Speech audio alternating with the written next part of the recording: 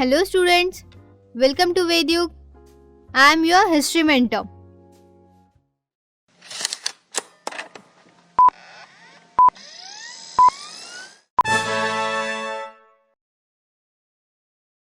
And in this video, we are going to learn about the third part of history's third chapter, the making of global world.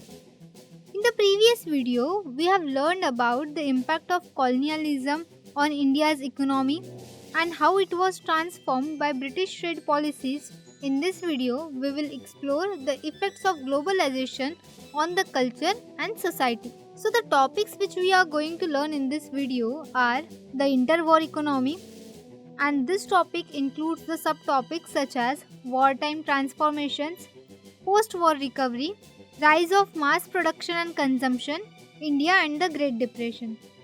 तो ये कुछ topics है जो हम इस पूरे वीडियो में कवर करने वाले हैं। सो चलिए शुरू करते हैं हमारा first topic, the inter war economy. तो जो फर्स्ट वर्ल्ड वॉर है ये एक मेजर कॉन्फ्लिक्ट था 1914 से लेकर 1918 तक, जो कि यूरोप में हुआ था। Although the war was mainly fought in Europe, its effects were felt around the world. अब first half of 20th century पर इस वॉर का बहुत ही ज़्यादा इम्पैक्ट पड़ा और इस वॉर से ऐसे क्राइसिस निर्माण हुए जो कि आने वाले 30 सालों तक वो क्राइसिस चलते ही रहे। During this period the world faced economic and political instability which led to another catastrophic war. Overall the first world war had a far reaching impact on the world and its history. तो first world war का पूरे world पर बहुत ही ज़्यादा impact पड़ा, बहुत ज़्यादा crisis निर्माण हुए फर्स्ट वर्ल्ड वॉर के वजह से, जिसके वजह से जो आने वाले 30-40 उन सालों में इस वॉर का नतीजा भुगतना पड़ा। तो अब आगे बढ़ते हैं हमारे नेक्स्ट टॉपिक पे, जो है वॉर टाइम ट्रांसफॉर्मेशन। अब इस टॉपिक में क्या दिया है कि जो फर्स्ट वर्ल्ड वॉर था वो किन दो पावर के बीच में हुआ था, allied power and central power के बीच में। तो अलाइड पावर में थे ब्रिटेन, फ्रांस, रशिया एंड उसके बाद यूएस ने भी ज्वाइन किया था। और सेंट्रल पावर में थे Germany, Austria Hungary and Ottoman तुर्की। तो इन दोनों पावर्स के बीच में फर्स्ट वर्ल्ड वॉर चल रहा था 1914 से लेकर 1918 तक। Now many governments thought the war would be over by Christmas when it began in August 1914, but it lasted more than 4 years। तो बहुत से गवर्नमेंट का ये सोचना था कि चलो ये वॉर चालू हुआ है 1914 अगस्त में, तो ज़्यादा से ज़्यादा क्रिसमस तक रहेगा और उसके बाद ये वॉर बंद हो जाएगा, लेकिन ये वॉर 4 सालों तक चला। और ये जो फर्स्ट वर्ल्ड वॉर है ये फर्स्ट मॉडर्न इंडस्ट्रियल वॉर था और जिसमें बहुत से इंडस्ट्रियल नेशन इन्वॉल्व थे और वर्ल्ड के वो लीडिंग इंडस्ट्रियल नेशंस थे जो कि वो फर्स्ट वर्ल्ड वॉर में इन्वॉल्व थे। Modern industrial weapons were used on a massive scale including machine guns, tanks, aircrafts and chemical weapons. पूरे वर्ल्ड में से मिलियंस ऑफ सोल्जर को रिक्रूट किया गया and moved to the front lines on a large ships and trains. The scale of death and destruction was unprecedented, with 9 million dead and 20 million injured, reducing the able-bodied workforce in Europe. अब ये तो था first world war का क्या नतीजा हुआ वो। अब इसके बाद देखते कि पोस्ट वॉर रिकवरी टॉपिक जो है ये क्या कहता है। So post-war economic recovery was difficult for many countries, particularly for Britain, which was the world's leading economy before the war. During the war, industries developed in India and Japan, making it difficult for Britain to recapture its earlier position of dominance in Indian market and to compete with Japan internationally. तो क्या हुआ कि post war economic recovery Britain के लिए ज़्यादा difficult थी और इस वॉर में ब्रिटेन का जो नुकसान हुआ उसकी वजह से ब्रिटेन का जो डोमिनेंस था इंडियन मार्केट पे वो रिकैप्चर करने में बहुत मुश्किल आई, क्योंकि उनको इंडिया और जापान के डेवलप मार्केट से कम्पीट करना पड़ा। To finance the war expenditures Britain borrow heavily from the US, leaving it burden with huge external debts at the end of the war. अब इस वॉर के वजह से एक इकोनॉमिक बूम आया with increase demand, production and employment. However, when the war boom ended, production contracted and unemployment increased. लेकिन जैसे ही ये वॉर ख़त्म हुआ तो प्रोडक्शन कम हो गया और अनएम्प्लॉयमेंट जो है वो ज़्यादा बढ़ गई। To reduce bloated war expenditures, the government had to cut down on spending, leading to huge job losses. और in 1921, 1 in every 5 British worker was out of work. तो पोस्ट वॉर सिनेरियो में ऐसा था कि anxiety and uncertainty about work हर जगह पे देखने को मिल रहा था ब्रिटेन में, क्योंकि हर 5 में से एक इंसान जो था अपनी जॉब गंवा रहा था। Many agricultural economies were also in crisis.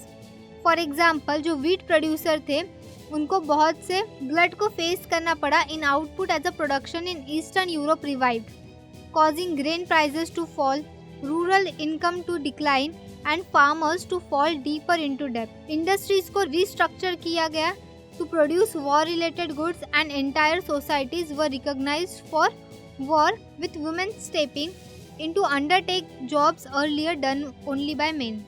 Industries को रीस्ट्रक्चर किया गया ताकि वो वॉर रिलेटेड गुड्स को प्रोड्यूस कर सके और पूरी एंटायर सोसाइटी जो है वो वॉर के लिए रिकॉग्नाइज की गई। The war led to the snapping of economic links between some of the world's largest economic powers, and Britain borrowed large sum of money from US bank and the US public.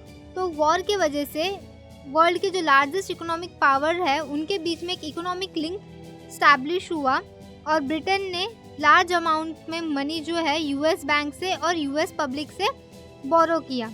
The war transform the US from being an international debtor to an international creditor, with the US and its citizens owning more overseas assets than foreign government and citizens own in the US as the war's end.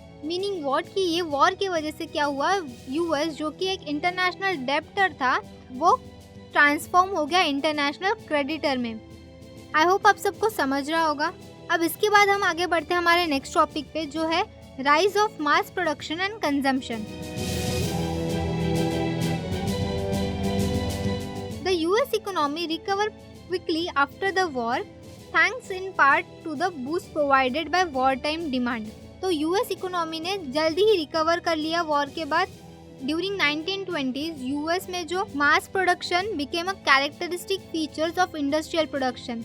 तो US में 1920 के दौरान जो mass production है वो एक characteristic feature बन गया इंडस्ट्रियल प्रोडक्शन का। With Henry Fords car manufacturing company pioneering the assembly line method, और हेनरी फोर्ड्स की जो कार मैन्युफैक्चरिंग कंपनी है वहाँ से पायोनियरिंग शुरू हो गई। The assembly line method allow for faster and cheaper production but also force worker to repeat a single task mechanically and continuously at dictated pace. At first, workers struggled to cope with the stress of assembly line work, leading to high turnover rates. तो पहले जो है workers को ज़्यादा struggle करना पड़ता था with the stress of assembly line work, उसकी वजह से टर्नओवर रेट्स हाई हो रहे थे। Ford eventually doubled the daily wages to $5 and banned trade unions from operating in his plants to address the issue of worker turnover. और Ford ने क्या कर दिया, इवेंचुअली उनके जो डेली वेजेस थे वो बढ़ा दिए, $5 कर दिए। And ban trade union from operating in his plant, तो उनके प्लांट में जो ट्रेड यूनियन काम करते थे उनको बैन कर दिया ताकि जो वर्कर्स टर्नओवर का जो इशू है वो सॉल्व हो सके। Ford later recover the high wage by speeding up the production line and forcing workers to work even harder. और फोर्ड ने जो भी हाई वेजेस दिए थे, स्पेंडिंग किए थे वर्कर्स पे, वो फिर से रिकवर कर दिए क्योंकि उन्होंने प्रोडक्शन बढ़ा दिया और वर्कर्स को ज़्यादा फोर्स करने लगे कि ज़्यादा मेहनत करो, ज़्यादा काम करो। मास प्रोडक्शन की वजह से cost and prizes of goods जो है वो लो हो गए एंड इसके वजह से ज़्यादा वेजेस की डिमांड जो है वो बढ़ने लगी। This lead to a housing and consumer boom in the US with a large investment in housing and household goods, creating a cycle of higher employment and incomes, rising consumption demands, more investment and yet more employment and incomes. Then उसके बाद in 1923 US resumed exporting capital to the rest of the world. US ने फिर से capital export करते थे वो फिर से रिज्यूम कर दिया 1923 में। And became the largest overseas lender, और लार्जेस्ट ओवरसीज लेंडर बन गए, जिसके वजह से यूरोपियन रिकवरी ज़्यादा जल्दी हो गई and world trade and income growth over the next 6 year, और इनकम की ग्रोथ हो गई आने वाले 6 सालों में। Despite this property the world would be plunge into the depression by 1929, और इस प्रॉस्पेरिटी के अलावा वर्ल्ड जो है वो डिप्रेशन में था 1929 तक।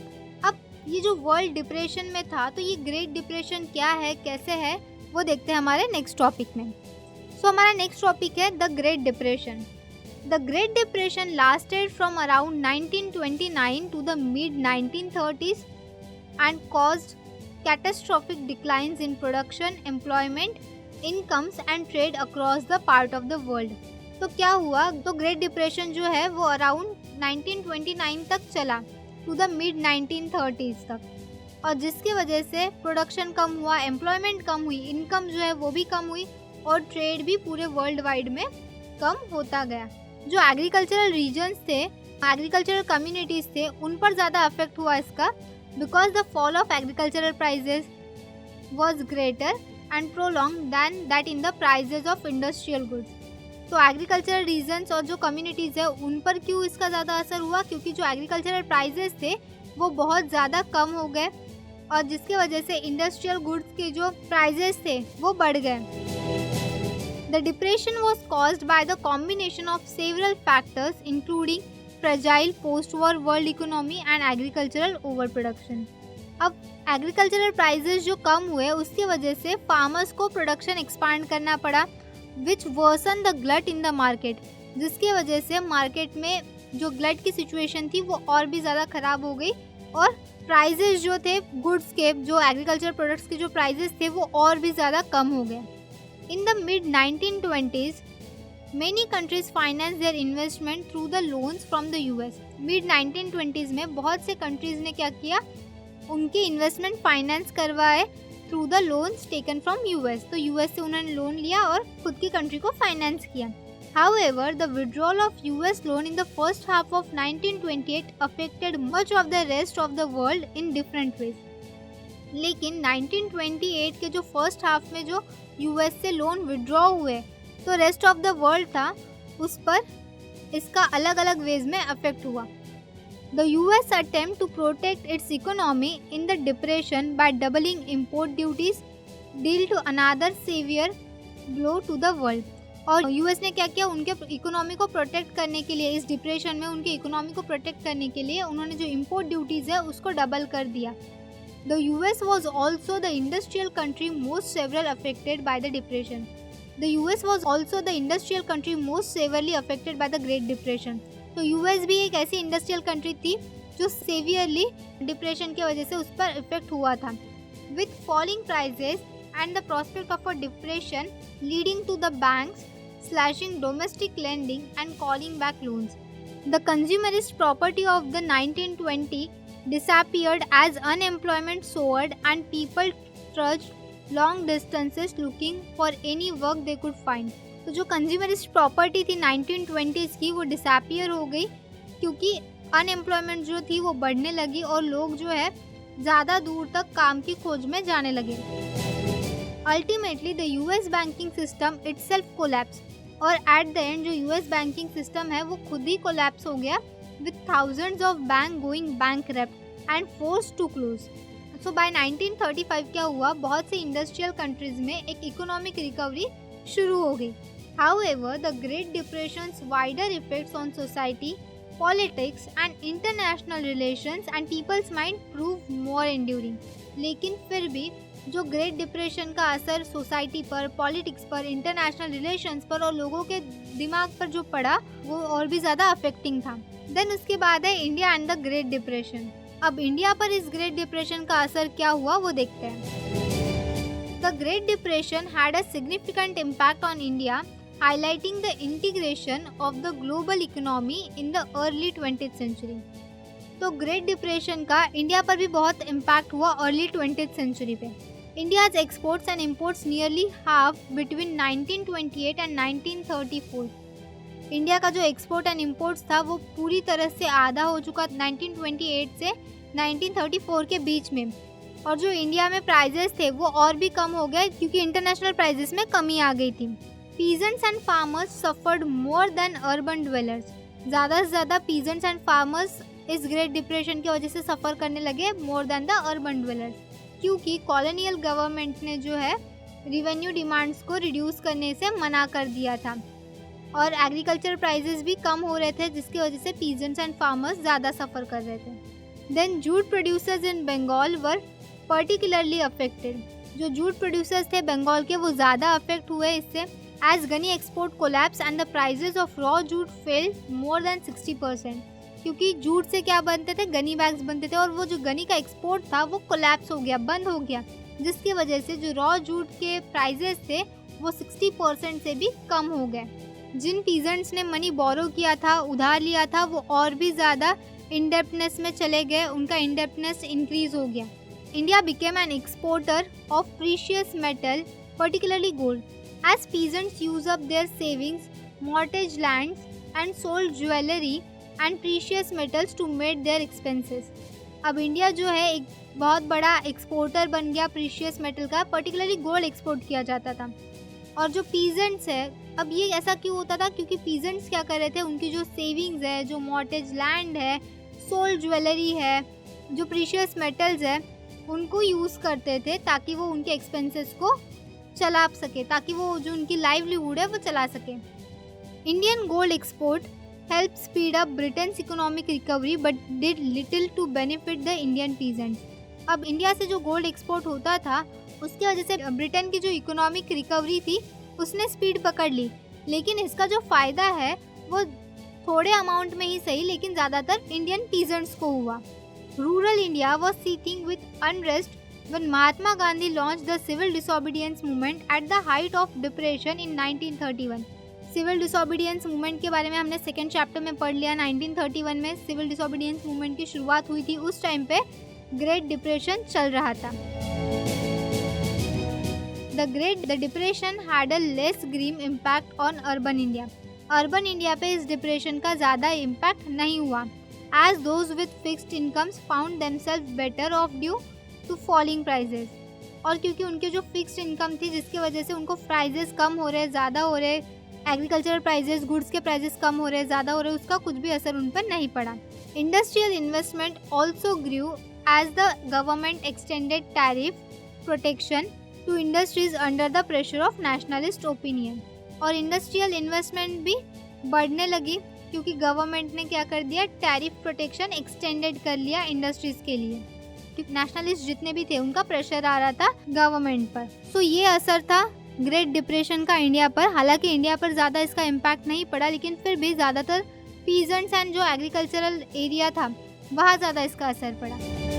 सो let's take a break here, यहीं पे स्टॉप करते हैं। We will continue the rest of the topics in our next video. So stay tuned for the next videos. Until then, solve the questions which I have mentioned at the end of this video.